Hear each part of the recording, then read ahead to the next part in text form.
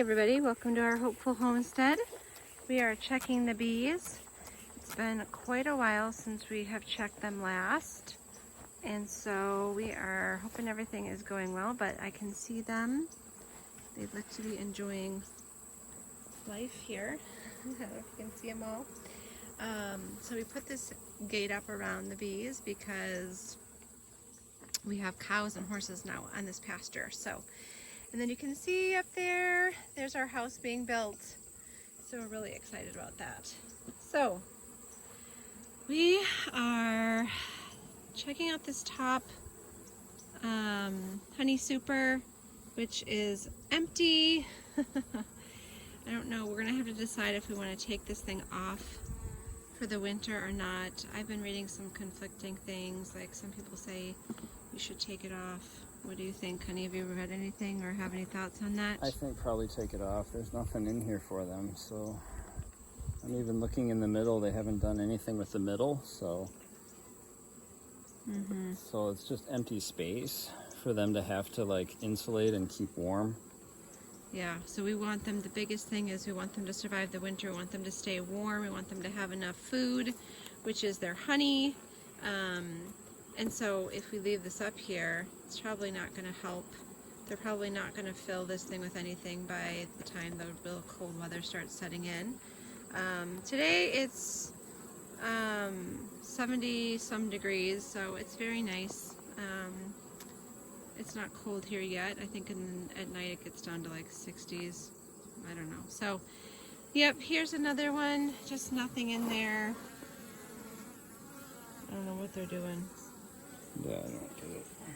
So we'll probably be taking this off.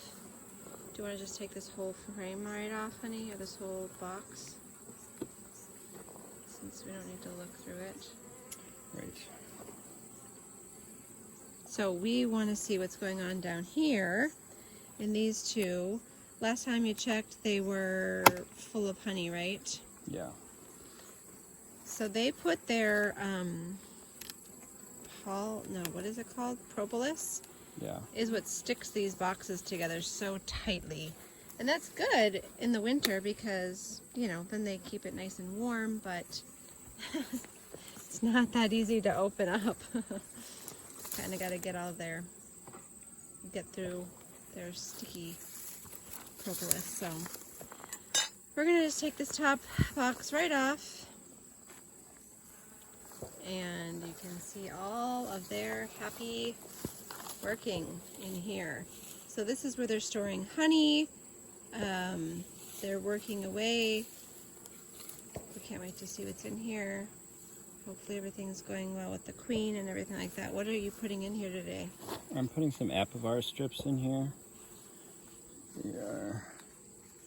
These guys are supposed to control the mites during the fall. Okay.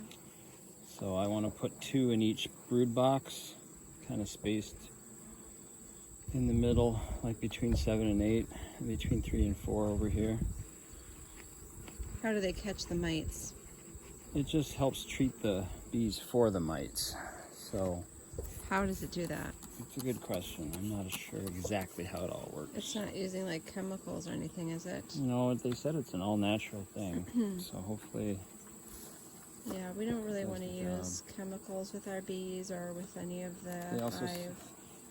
They said it's one of the more gentler things to use for them.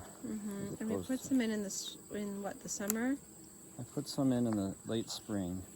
We already have used these and they seem to work pretty well. As far as I know, mites are really hard to see though, so it's hard to say. So what would be some things you would see if there were bad mites? Well,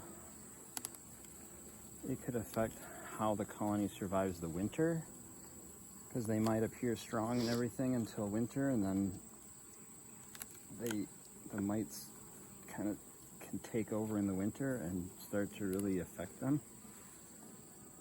We could sometimes see little mites on them, but it's usually on the underside of a bee, so it's kind of hard to see. So, and they're very small, so it's hard.